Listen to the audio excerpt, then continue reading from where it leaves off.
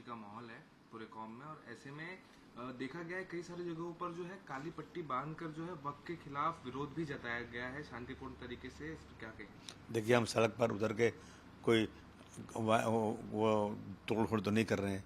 हम सड़क उतर कर सरकार के सामने कोई बहुत ज़बरदस्त तरीके से कोई प्रोटेस्ट भी नहीं कर रहे हैं। हम तो बहुत शांतिपूर्वक ईद के दिन जब नमाज़ पढ़ने जा रहे हैं तो सरकार को सिर्फ याद दिला रहे हैं कि इस मुल्क में रहने वाले मुसलमान जो हैं वो नहीं चाहते हैं कि वक्फ की बिल में कोई भी अमेंडमेंट किया जाए।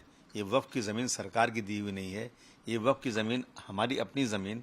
हमने जब अपनी ज़मीन दे दिया मस्जिद को, मदरसे को, किसी दरगाह को, किसी अस्पताल को, गरीब लोगों को, उस ज़मीन पर सरकार जो है ना ये बिल ला करके हमें कहीं ना कहीं शक है इस सरकार पे कि हमारे मस्जिदों को कल जो है अब उसकी ज़मीन को जो है कहा गया ये जो वक्त की ज़मीन नहीं है और इन मस्जिदों को अपना लिया जाएगा, हमारे साथ ज़्यादती होगी।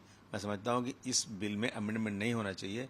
इसका हम सरकार को एक जो है इशारा दे रहे हैं, बता रहे हैं कि भाई हम इस बिल के ख़िलाफ़ हैं, इसलिए काली पट्टी बांधी जा रही है। जहां एक तरफ वक्त का बिल लाया जा रहा है, वहीं दूसरी तरफ जो है मोदी जी सौगाते मोदी नाम के स्कीम से जो है अनप्रिविलेज मुस्लिमों को जो है ईद के समय पर उनकी मदद के लिए सौगाते मोदी के नाम से जो है उन्हें गिफ्ट किट बांटने की जो पूरे देश भर में। हम मोदी जी से रिक्वेस्ट करेंगे कि आप कोई भी सौगात मत दीजिए मुसलमानों को। सौगात यही होगी कि आप जो अधिकार मिला है संविधान में वो अधिकार मुसलमानों को मिल जाना चाहिए। मुसलमानों के मस्जिद पर बम मारा जाए, मुसलमानों के मस्जिद में मंत्री एक है मैं घुस के मस्जिद को मारूंगा, कुरान शरीफ जला दिया जाए, आप एक कानून बना दीजिए कि ऐसी चीज़ों के खिलाफ बहुत सख्त कानून बनेगा।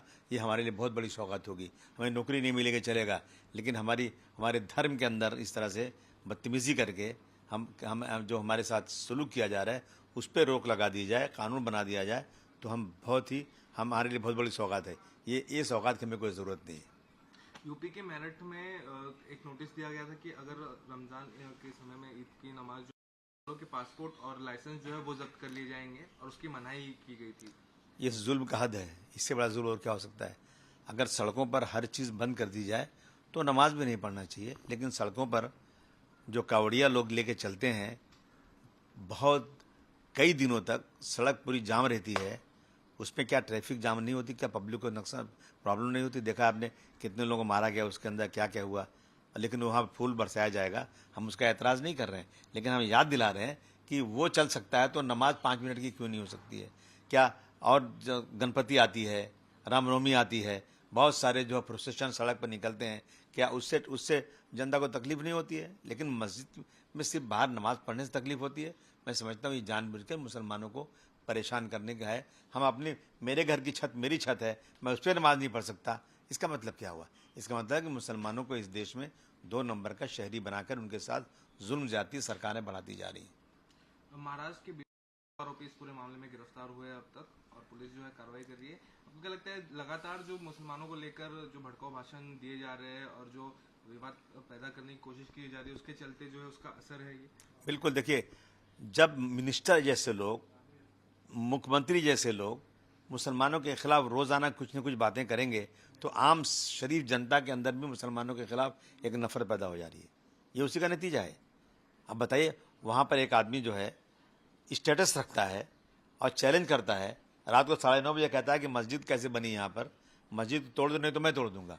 2:30 बजे रात को बम मार देता है जाके इसके ऊपर, और उस पर बहुत ही आसान धाराएं लगाई जाती हैं। अगर मैं देखता हूँ मेरे देश में किसी ने प्लानिंग किया, कुछ सरकार को कहीं न कहीं से इंटेलिजेंस मालूम होता है किसने प्लानिंग किया है कुछ ब्लास्ट की, तो उसके साथ सख्त कार्रवाई होती है। ब्लास्ट बम नहीं मारा लेकिन प्लानिंग किया, वहाँ ATS, वहाँ पे NIA इंक्वायरी पर लग जाती है। लेकिन यहाँ न NIA लगी अभी तक, न ATS लगी अभी तक। मेरी मांग है कि जो है आतंकवाद के जितनी कठोर सजाएं होती हैं, जितनी कठोर जो है दफ़ाएं होती हैं, वो सेक्शन लगना चाहिए और इसकी सही इंक्वायरी ATS और NIA से होना चाहिए। मस्जिद पर बम मारा है, इसमें इनके साथ कोई नरमी नहीं बरतना चाहिए।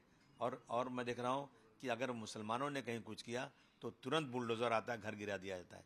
लेकिन यहाँ अभी तक बुलडोज़र नहीं आया और लगता है बुलडोज़र पंचर हो गया यहाँ पे। ये क्या हो रहा है देश में? मतलब क्या जो क्राइम भी है वो भी धर्म देख के किया जाएगा देश में? मैं समझता हूँ फिर डेमोक्रेसी ख़त्म हो चुकी है और लगता है फिर से डिक्टेटरशिप आ चुकी है। एक अंतिम सवाल, कल राज ठाकरे ने अपने गुड़ी पाड़वा के भाषण में कहा है कि औरंगजेब की कब्र एक बोर्ड लगा देना चाहिए कि औरंगजेब जो आया था उसे हमने, हमारे महाराज ने यही गाड़ दिया, वो हमारी धरती पर अभी भी जो है गाड़ा हुआ है। इस तरह का एक बोर्ड जो है वो लगा देना चाहिए जो हमारी आने वाली पीढ़ी देखे। देखिए, ये जो चाहे कह दे, मैंने तो कुछ कहा भी नहीं था। उसके बाद भी मुझे पूरे सेशन में सस्पेंड कर दिया गया। मैंने तो छत्रपति शिवाजी महाराज हों, छत्रपति संभाजी महाराज, उनके शान के खिलाफ कभी आज तक एक लफ्ज़ बोला नहीं मैंने। लेकिन मैंने हिस्ट्री के पन्नों में जो लिखा हुआ है उन बातों को कह दिया, तो मेरे ऊपर FIR भी हो गया, मुझे एक पूरे सेशन के लिए सस्पेंड भी कर दिया गया। तो मैं तो कहता हूँ कि ये सब बोलने की ज़रूरत क्या है? आपकी सरकार है, दिल्ली में भी, यहाँ भी है, आप जो चाहिए कर दीजिए। उसके आप बोर्ड लगा दीजिए, आप उठाकर तोड़ के फेंक दीजिए, आप सबको गोली मार दीजिए, जो मर्जी कर दीजिए आप, क्योंकि कानून तो कोई बचा ही नहीं। अब जो मर्जी कर लें। जब इनका औरंगजेब रहमतुल्लाह अलैह का देहांत हुआ था, वो 300 साल पहले की बात है। आज तक क्या उनके परिवार के लोगों ने उसको चाहते तो क्या नहीं तोड़ देते उसको? उसके खिलाफ किसी ने बात ही नहीं किया। लगता है इंतज़ार था कि महाराष्ट्र में जब सरकार आएगी फडणवीस साहब की, जब डिप्टी चीफ मिनिस्टर बनेंगे और एकनाथ शिंदे साहब, तब ये मामला उठेगा जब ये कब्रिस्तान तोड़ी जाएगी। तोड़ दीजिए, आपकी मर्जी है, जो चाहे कर दीजिए।